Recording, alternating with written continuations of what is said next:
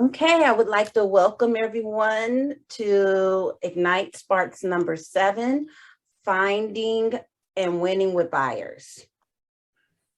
My name is Kai Williams. I'm out of the Vacaville office. Let you know a little bit about me. I am on the ALC. I've been licensed since 2007. And I have been a full-time agent since 2014, and I'm going on my 6th year with Keller Williams, and I love it. So I would like to welcome all of you. A few more people logging in. So today's goal is to find out how we're going to win with our buyers. And we are going to go through a few different techniques. I know that you've heard a lot about turning on your screens and being interactive. So I would love if you could be interactive with me today. It makes it a little bit better. And then I do understand that you're hearing me. I know some people can't turn on their screens, and I will respect that. So today we're going to focus on how to cultivate your leads into buyer opportunities.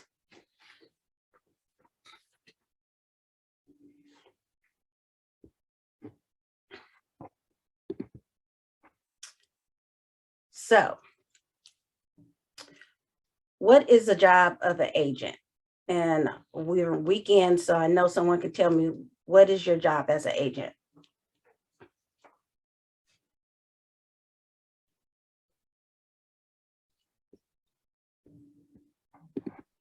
To provide fiduciary services to your client, to serve your client as the best you can. Okay.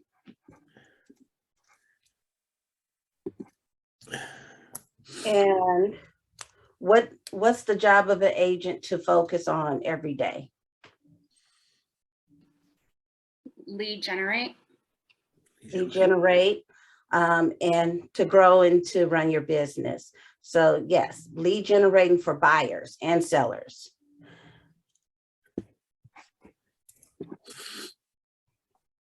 So we're going to start on how to find our buyers. So finding buyers, 89% of the buyers that purchase their home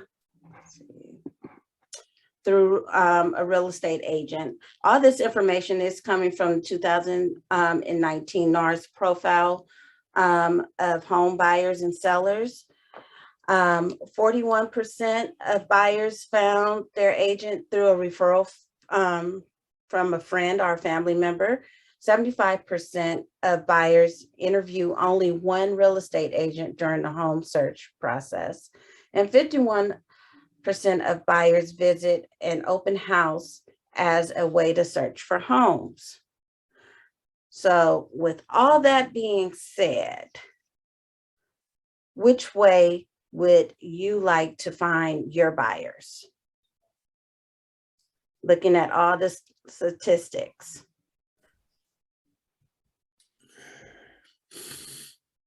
Ideally through friends and family as warm leads, or open houses for cold leads. Okay.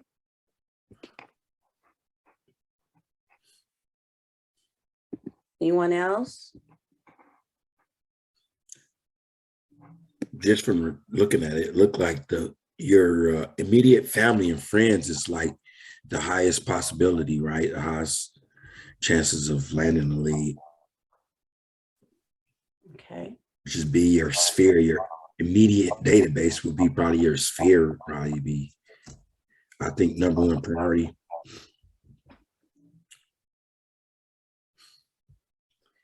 Okay, so what can you add to your success list based on this information.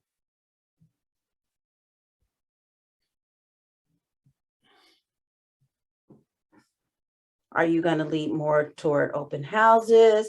Are you going to lead more to reaching out to your database and speaking to family and friends and asking for referrals? Well, I imagine that you're going to prospect more towards where you're getting the most success, whether it be from your sphere or from prospecting or from referrals, or whatever hits that niche, I would imagine.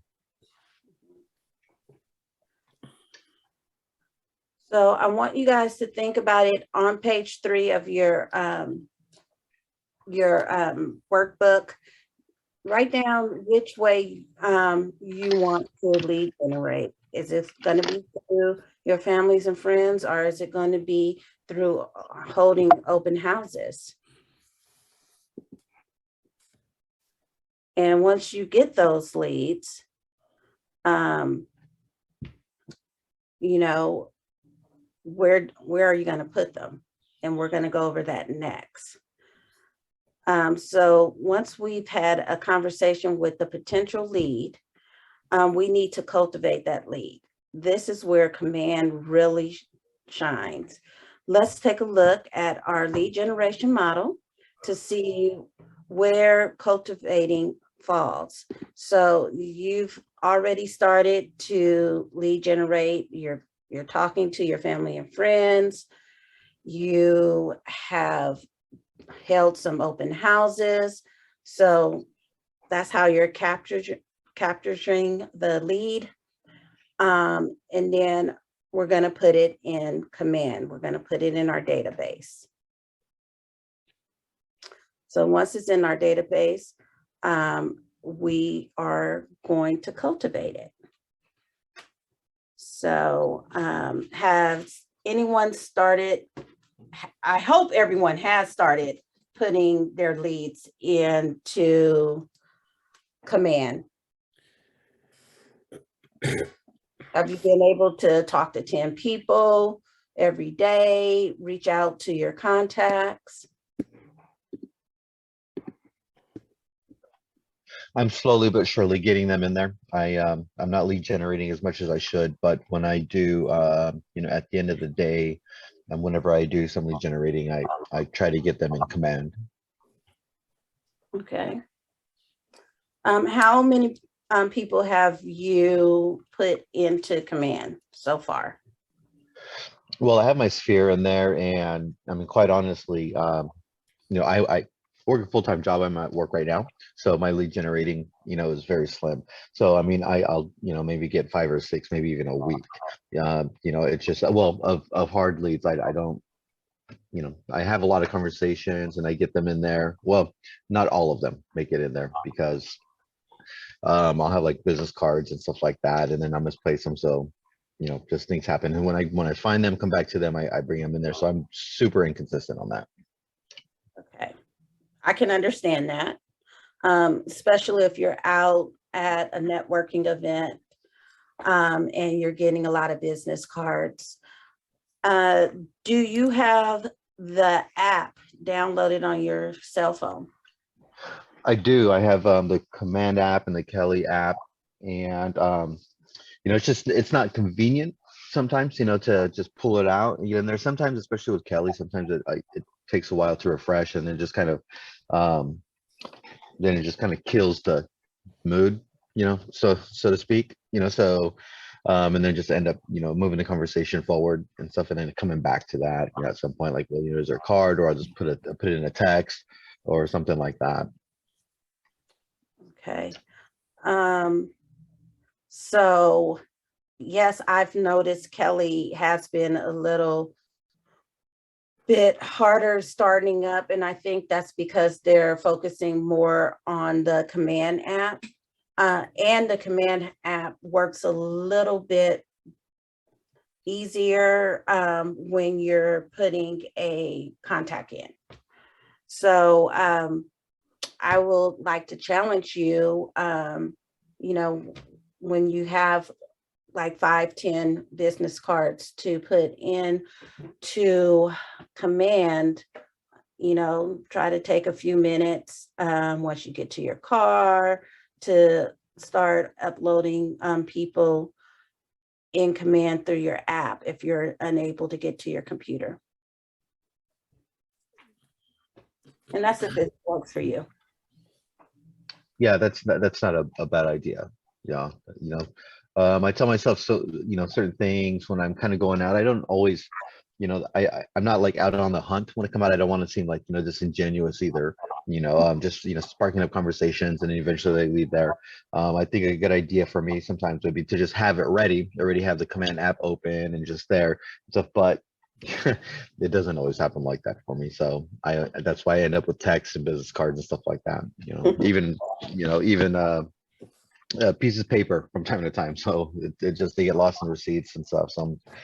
So yeah, being organized is not my strong suit at the moment. Okay, so if you're unable to answer, you could put in the chat. What I've been thinking about is reaching out to tech support and labs and seeing if they can design a way for us to scan business cards and the information will go into Command through the Command app. Put a 1 if you think that's a good idea. Put a 2 if you think it's not a good idea.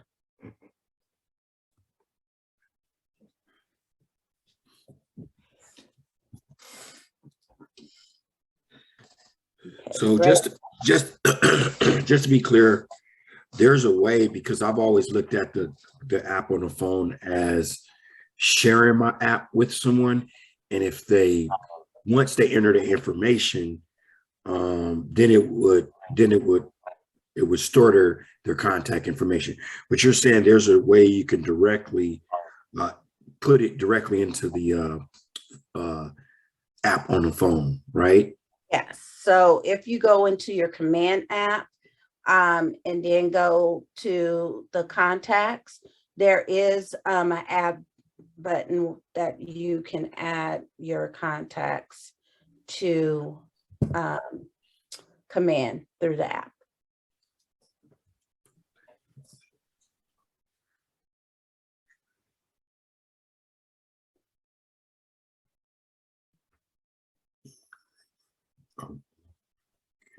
Okay. Okay. Okay.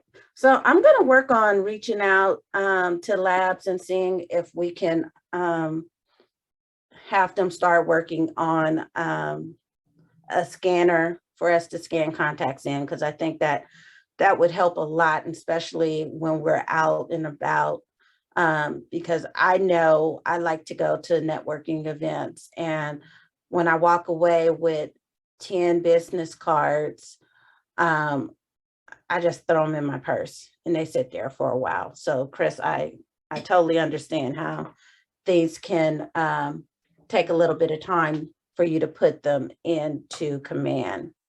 And you know what? Every day is a new day, and we're going to start to do a little bit better on that, right?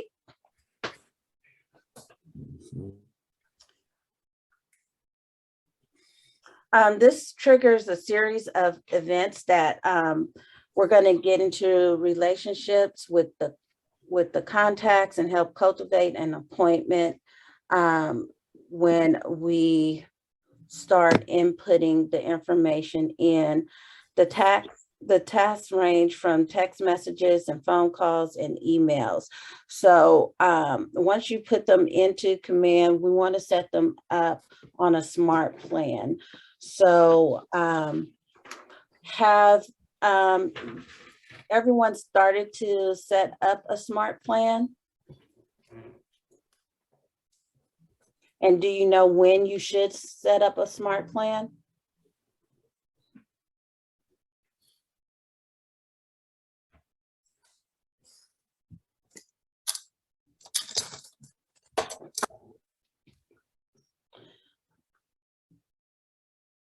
No one's doing smart plans yet? To answer your question, Kai, this is Tara.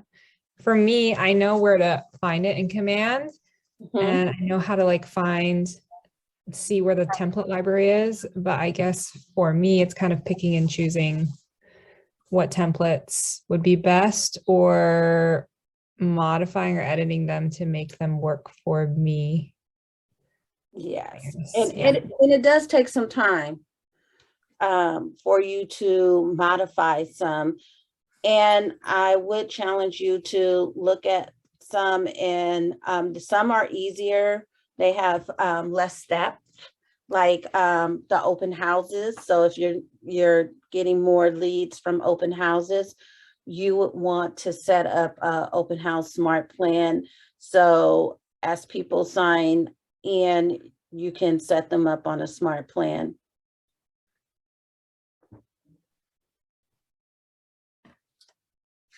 And then all the smart plans can be customized, and you can make your own. Will there be training on the smart plans? Yes, we are having training on, I believe it's the 24th. Okay. It's a 2-hour class. It will be held here in the office. It probably will not, I'm not sure if it's going to be on Zoom, because it's a tech class. It's best if you're able to come in person and bring your laptops. What time on the 24th? I want to say it's from 1 to 3. Okay, thank you. And an email went out yesterday about it. So check your emails and check the training calendar. So it should be on there.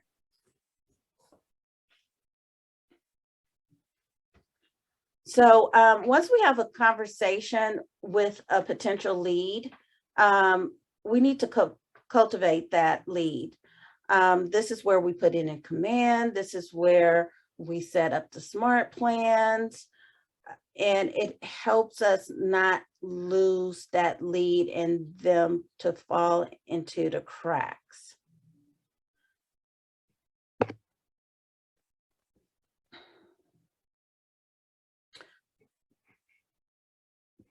Let's see. This did not give me let's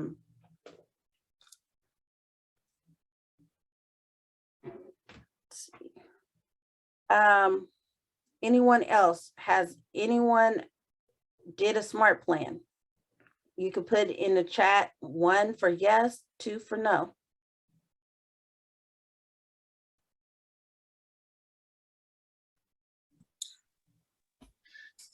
I started one and then it expired. And follow up, hasn't been the best thing, just again because of time. This takes like a lot of dedication and maintenance, and leveraging the use of smart plans is really good once you get in there to work it and know how to do it. I use myself as an example with a couple of other folks around me and stuff, and I kind of saw really well how it went. It's just the idea. I think that class is a really good idea to take. I think that there should be like heavy concentration in that, because it's very powerful. But if you don't know how to use it effectively, then I would, it would be, it'd be more time consuming to learn the process, and and send out wrong information or misguided information to the wrong people or whatnot. So I think getting educated in that is really important. Yes, it is. And for most of your leads, I would recommend putting them on something close to a 12 by 12, which they'll get something every month. And then a long-term lead, you can put them on a 33 or 36 touch. And just to start people off with doing or getting and receiving smart plans, it's best if you have their address and know what area they're looking in, is to put them on a search bi-weekly or monthly to get information on the area that they live in.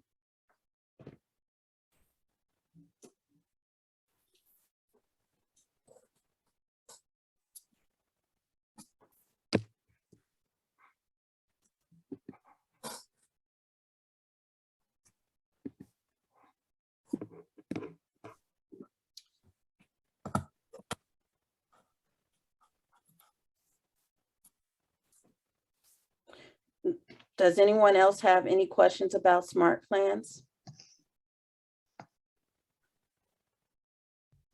You know, I have one quick one. Or do they heard the guy say, I'm not the gentleman say, they expire? Is that true? They if you're not active with them, do they expire? Because I do remember trying to add somebody to my smart plan, but then yesterday, you know what? I apologize. Opportunities. I add them to the opportunities, and I don't see them there anymore. But I don't know if that's the same, the truth for smart plan. Once you put them in there, it should stay there, right? So it depends on what smart plan you put them on. So if you're putting them on something like an 8x8, which is only going to give them 8 touches, those are going to expire after the 8 touches. The same with the 12x12. So when you're setting up the smart plans, you want to make sure that you are looking at the timeline of the smart plans. Is there a way to get notified of like the end of when, you know, the smart plan is going to run its course? You know, is there a way to say, hey, you know, you've got, you know, 2 more touches pending on the smart plan. What do you want to do? Type thing, you know, because depending on the type of lead, right, you're going to have several smart plans running concurrently. And, you know, to go in and maintain all these and then say, like, you know, some of those touches, you know, turn into something bigger, then you obviously you don't want to continue, you know, you don't want to continue with the same smart plan. And then once it's run its course, you know, something telling you, well, hey, it's time to, you know, figure out what you want to do next with these contacts. Yes, you should be getting alerts on your task of when the smart plans are going out. And then you should be able to log into that particular smart plan and look at the data to see which ones are going to be ending.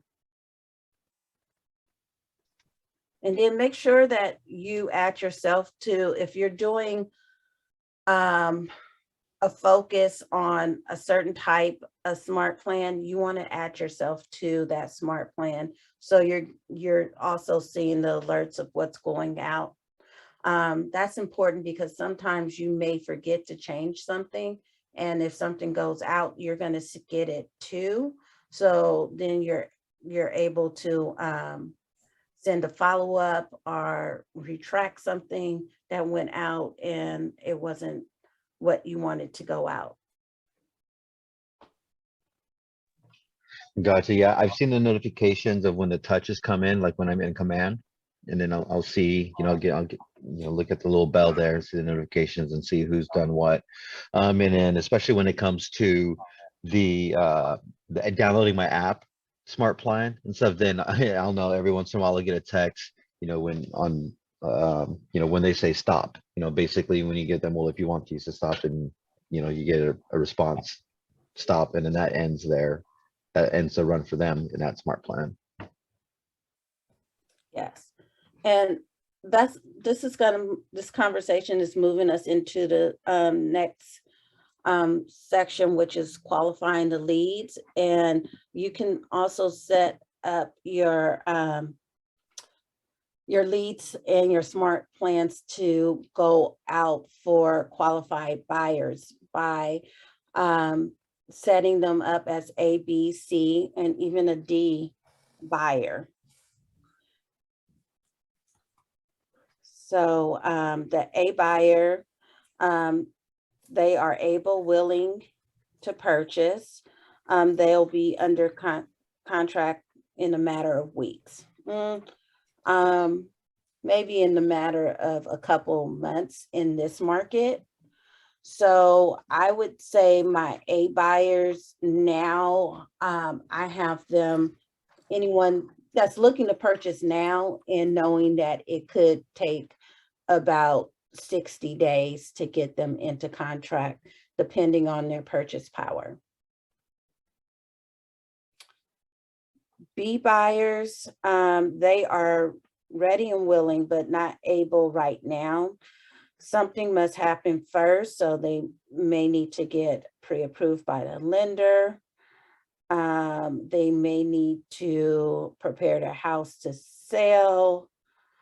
They may have to file their taxes.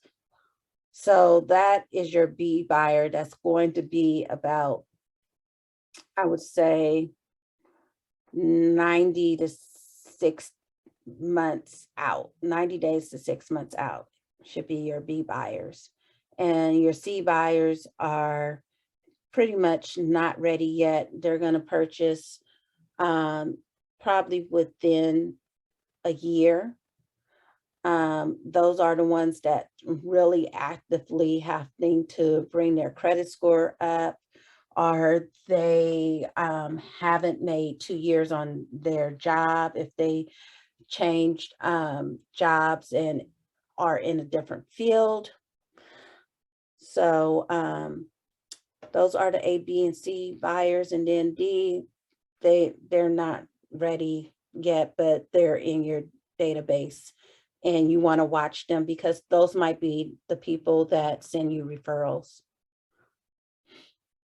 Has anyone qualified their buyers like A, B, and C?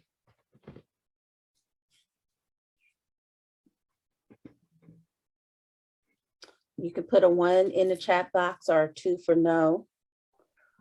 I have not done that, but I just put that on my notes that I can tag our leads A, B, and C. And then I was just thinking that if they just need to get qualified, then I would have to, so, you know, like I would, if I put them in a different category, then I would just have to like somehow quickly change them again. And I might not do that because of time. But I did note that down, that could be something that I could do. Yes, because like if you have a listing that comes up and you know that your A buyers are active, you know, you might want to send them to the A and maybe even the B buyers to let them know that you do have this listing coming up, because that might be the listing for them.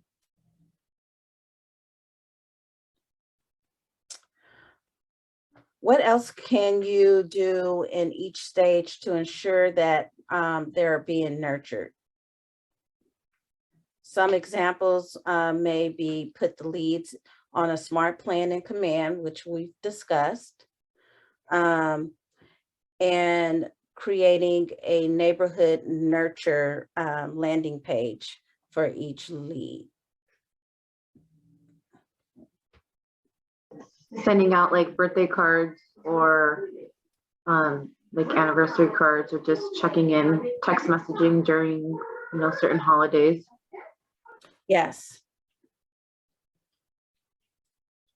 That's a good one, because you might want to go through all your leads and make sure you have all their birthdays, so you can bring up all the May birthdays. So you can do a handwritten note for all those people at the beginning of the month and have them ready to go out.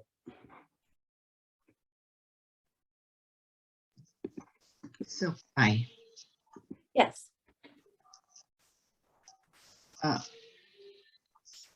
On this A, B, C, not ready. Okay, like an A, when the conversation start about getting them to get a pre-approval. Mhm.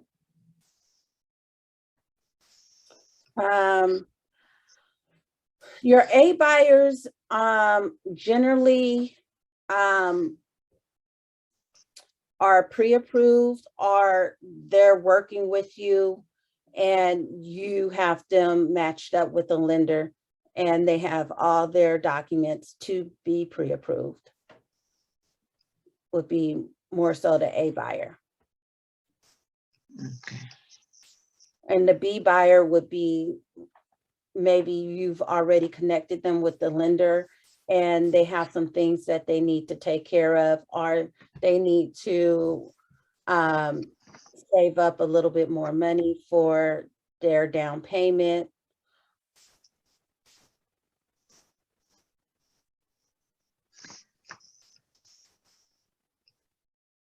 It is also, there's a benefit, I think, on a situation where even if they are on B and saying not ready, not right now, I think there's a benefit of starting to get them to get a pre-approval, because most of them are thinking, oh, that's not on our radar yet.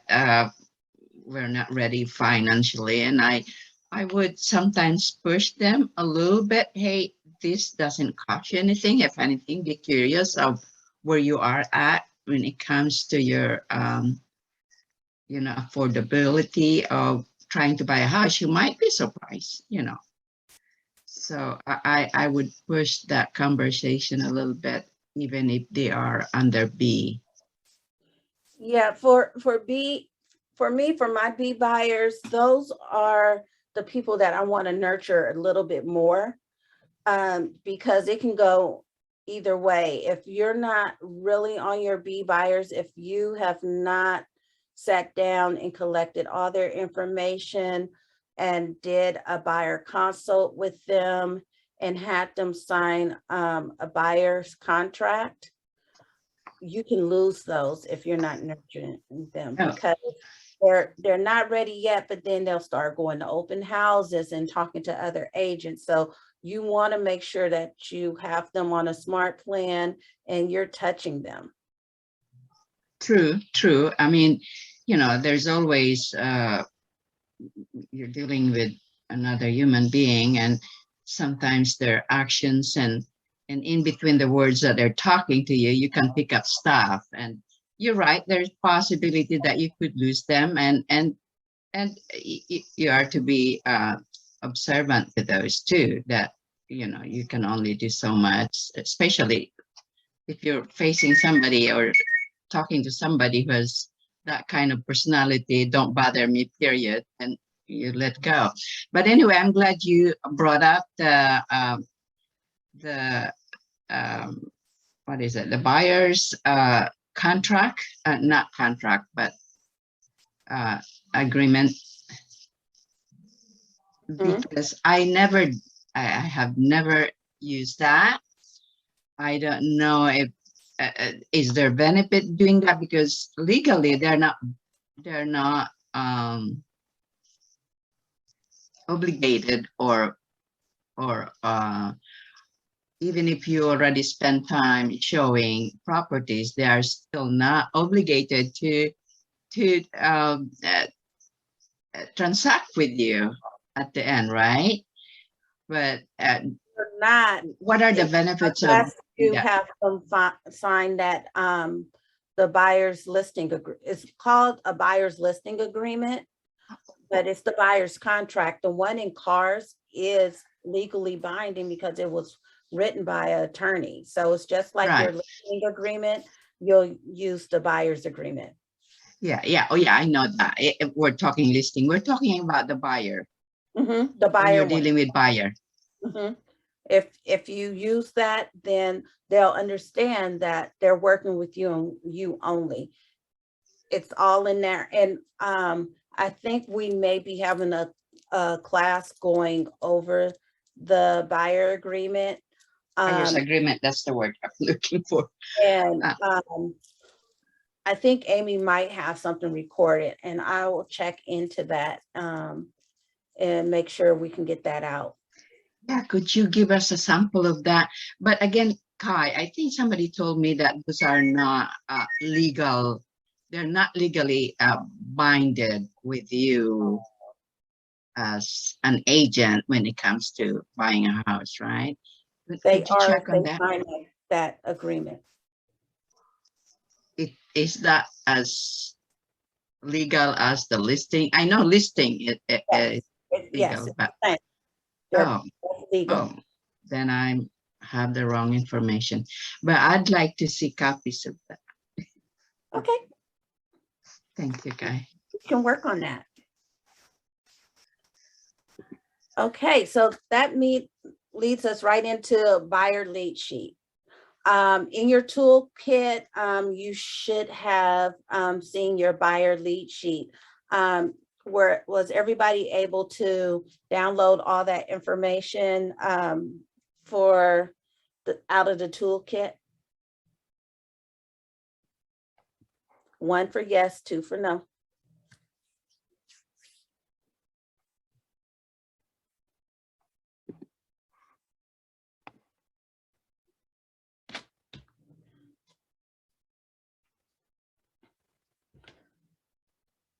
Great. Has anyone implemented the buyer's lead sheet since you've started at night?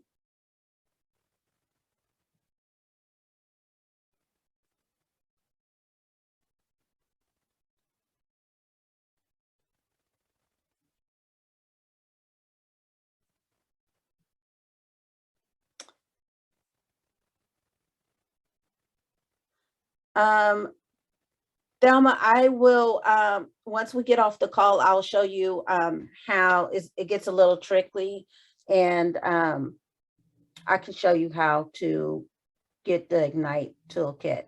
It's in KW Command. Oh, no, I'm sorry, KW Connect. Oh, thank you. So in the chat, Abigail has posted the toolkit link.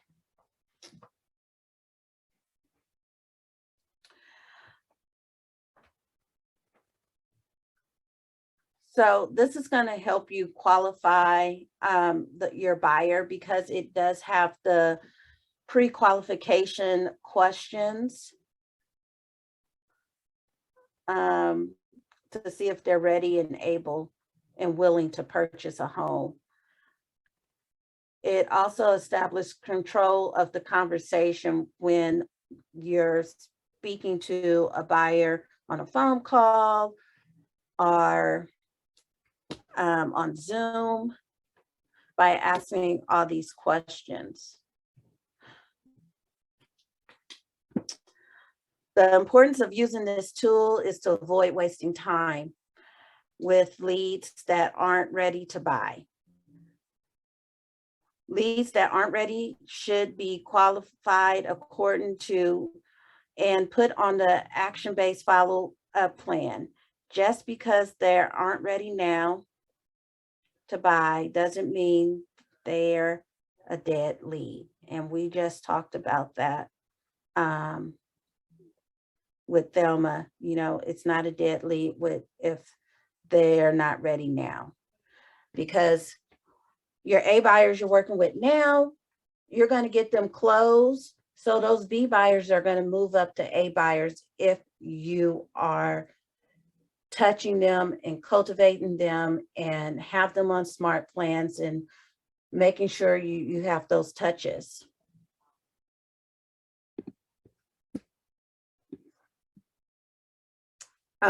So today we're not going to do it now because of time.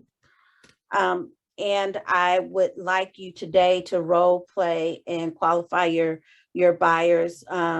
You should all have someone that you are doing script practice with. This would be a good activity to do with your script practice partner.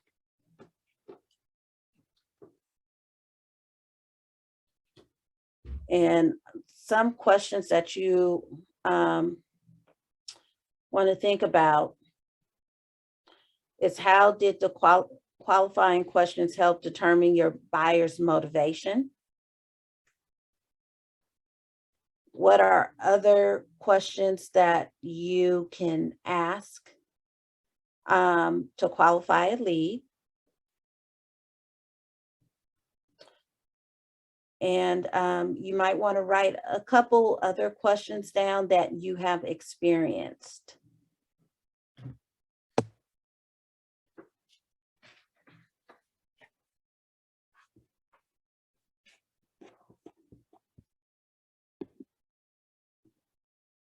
Okay, so we jumped ahead a little bit, but let's talk about signing the buyer's agreement. So 1, ask for the business and when will you be ready to buy. 2, ask for the appointment. Does tomorrow at 3 p.m. or Friday at 1 p.m. works for you? Assess financial needs. Have you been pre-approved to purchase a home by a lender?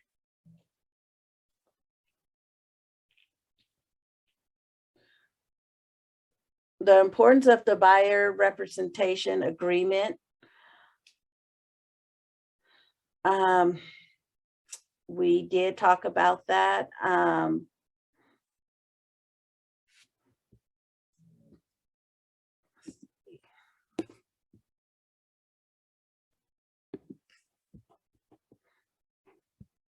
Do you guys have any other questions on feeling comfortable with utilizing the buyer's agreement?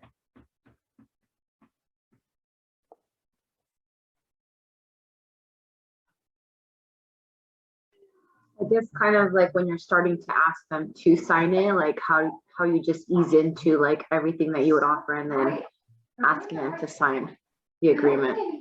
You know, their pushback is what I would like, I don't want to say like fear, but yeah, have reservations about when I ask them and getting tongue twisted, I guess, on what to say. Okay. I know one thing I like to do. I like to, Marcia, I like to express that I'm going to commit to you. I'll commit to you and you commit to me. It's a two-way thing. And that's how I like to lead it out. Like, I'm going to give you something and I'm commit to you as well as you're going to commit to me. And that makes me comfortable asking them to sign a buyer agreement. That's for myself. That's what I'm going to practice. Yeah, I've said that before. You know, I do let them know like this is like my commitment to you, and then that's how I get them. Like I would get them to sign it, but still, like I've already had pushbacks. Like, yeah, I'm not going to sign anything now, or like I know somebody that does this, or I'm just not ready to sign. And so I know that's when we need to start digging deeper as to why they're not ready. And I know that just opens up just like peeling the onion for them, but just getting around that as well.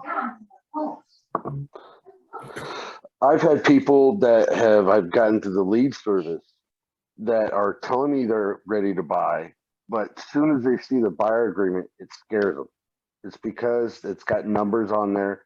And I was talking to Jessica, and Jessica says they use a different buyer's agreement. It's not so big and intensive, but it doesn't scare off the client. And I was going to check with her this week and have her show me what buyer agreement they use compared to the one that's on car. That way it doesn't scare off the client so much.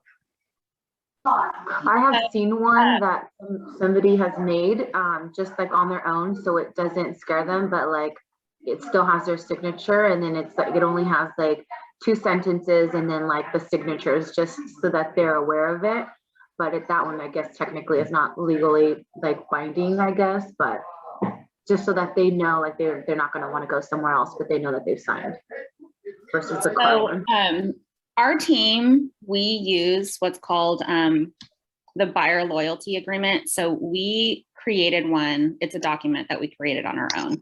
And it basically summarizes, you know, what expectations of your agent. So this is the client's expectations, and we lay it out in a way to where we're saying this is what they're expecting of us, and this is what we will be doing for them. And then the other paragraph is expectations from our buyer. And it also lays out our expectations, and it's basically communication. reaching out to us if you want to see properties, if you want to go to a new build, or anything like that. It's open two-way communication. And there's a way for them, we DocuSign it to them directly after our buyer consultation. And recently I've been implementing, when we have our buyers consult on Zoom, we share our screen through the buyer's consultation, and we go through everything together. And then at the end of that document or that package is the buyer loyalty agreement. And we discuss it together so that if they have any questions or apprehensive, any reasons to, feel apprehensive, we address it right then and there. And then if I have the ability to, or they have the ability to, I'll send the DocuSign to them when we're on our buyer's consult together and have them sign it while we're still talking, so that the conversation is still fresh in their mind. And I have a copy of that if anybody wants to just see what it looks like and maybe kind of recreate their own. I know it's not legal binding, but it's really, I think, the conversation and laying out the expectations from both sides that's really important in capturing that buyer, so that, even if they're not ready for another year, or which I've had two earlier this month, or earlier this year, sorry, circle back to me. They both signed the buyer loyalty agreement last year and weren't ready until now. So, and that's pretty much it. I think that it makes the conversation easier when it's in front of both of you at the same time, and you can just go through the bullet points line by line. Kim, can you share that with us? Yes, I can. I'm going to try to see if I can put it in the chat. If not, then I'll send it to the admin of this group that can send it to everybody. Thank you.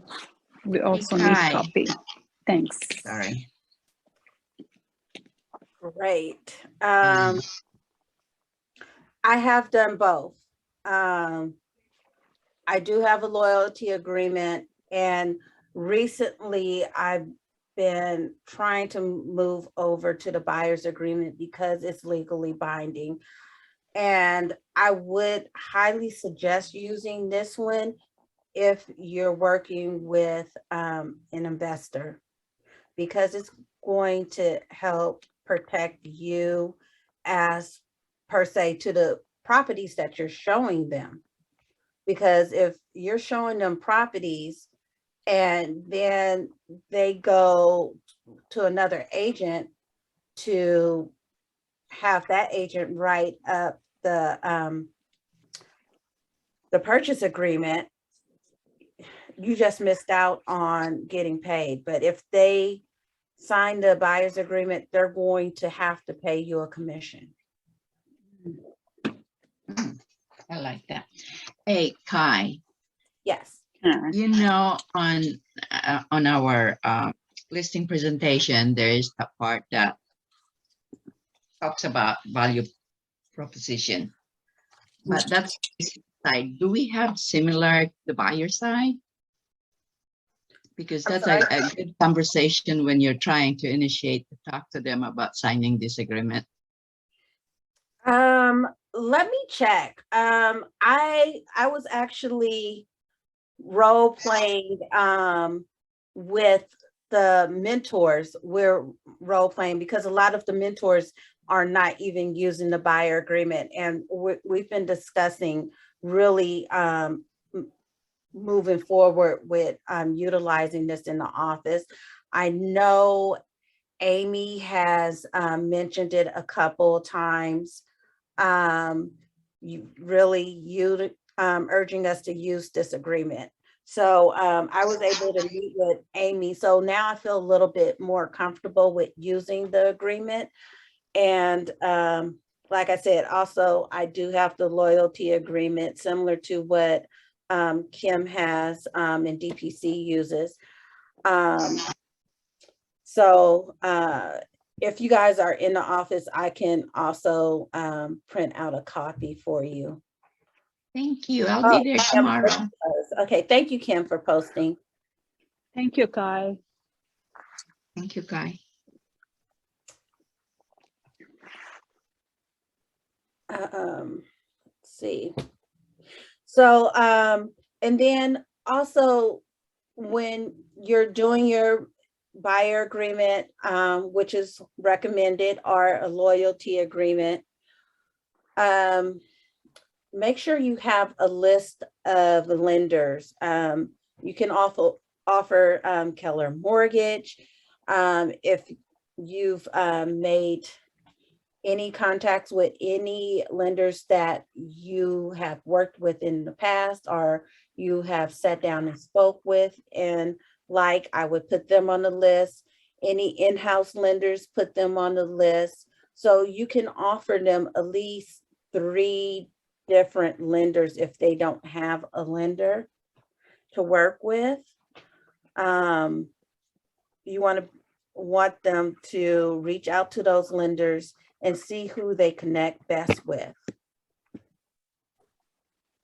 I do like to use my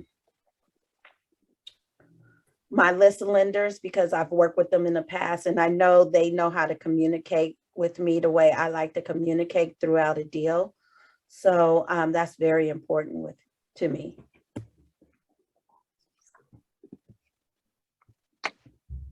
Okay. Any ahas?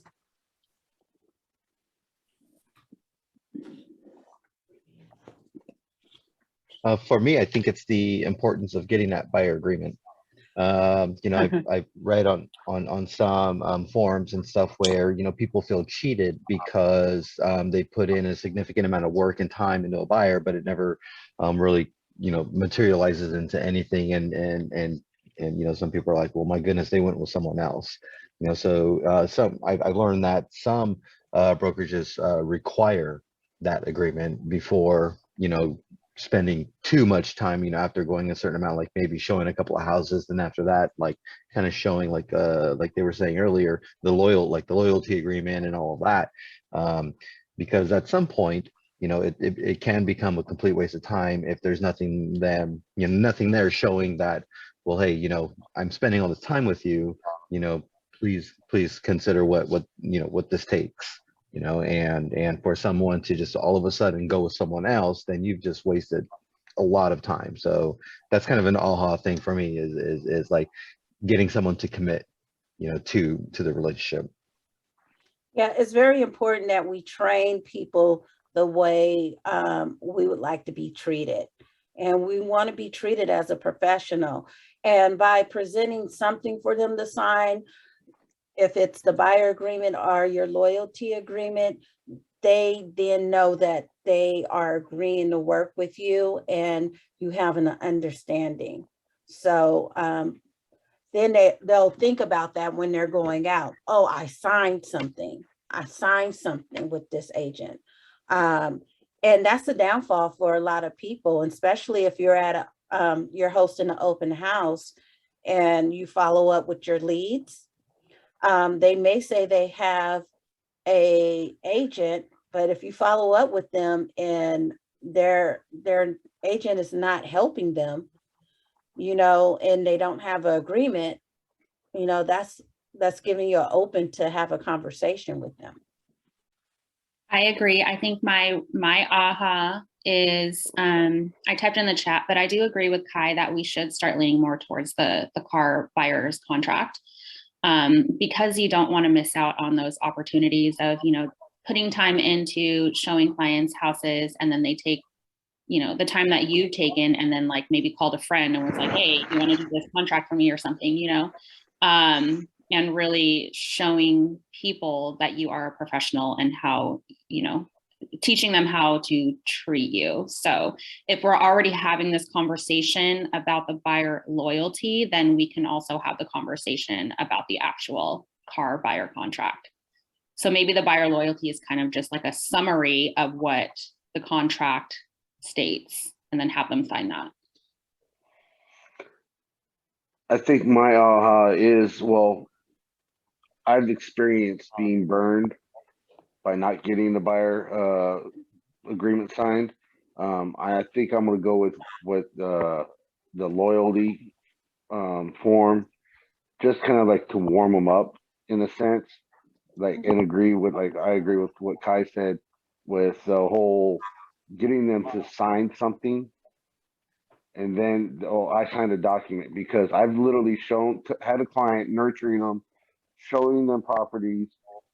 He was emailing them properties, wrote an offer for them, and spent time, did a whole CMA form, and come to find out, the agent they actually signed with was on vacation for 2 weeks, and they were just trying to get some information while their agent that they were signed with was on vacation. هلا إلك عملت That's my big aha today. Especially with somebody like me who opened myself to, I let them abuse my time. Although I have not lost any buyer yet. I don't have a lot, but I have not lost one yet. Easily get, because I open myself to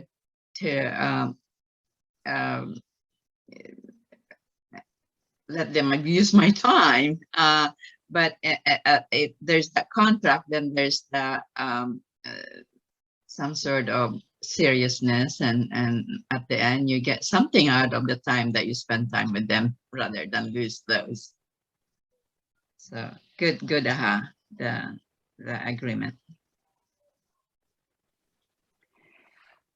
Okay, my ahas for today, I would like to have the buyer loyalty agreement at the beginning to start with, and then when I send the DocuSign, I will send the buyer agreement to sign.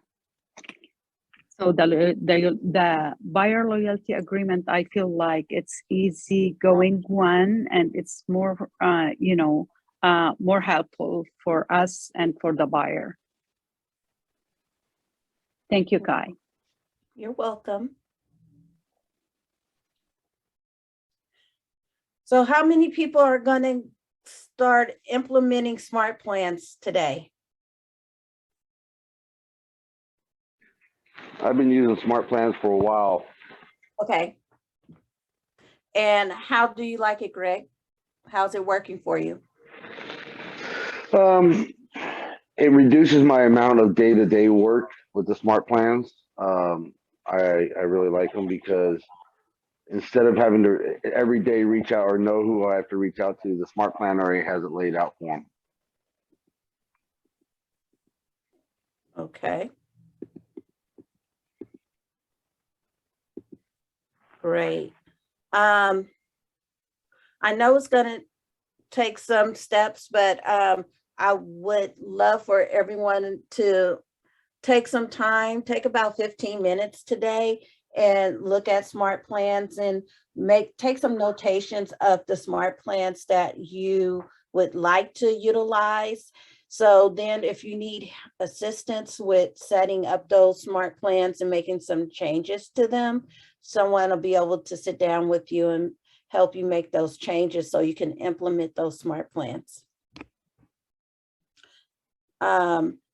And then, like I said, one smart plan you can start utilizing is the neighborhood nurture landing pages. Those are easy to do because it's based on their address or the areas that they're looking in. Remember to take time to script practice today. Make sure you're looking at the compliance of the people who are on the do not call list, and do not call them, please. Lead generate. I know the goal is to do your 10-4. So I hope everyone get a chance to do their 10-4 today. 10 contacts. Follow up with people.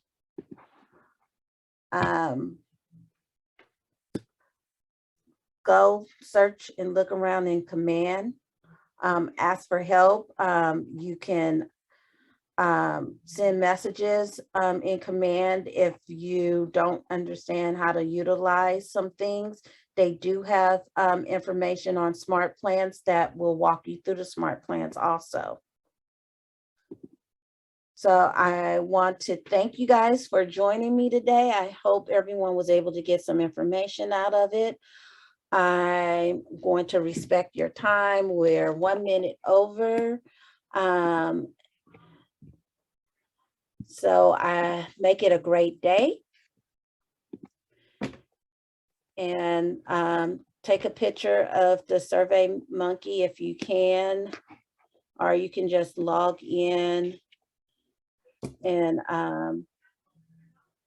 take note of the link.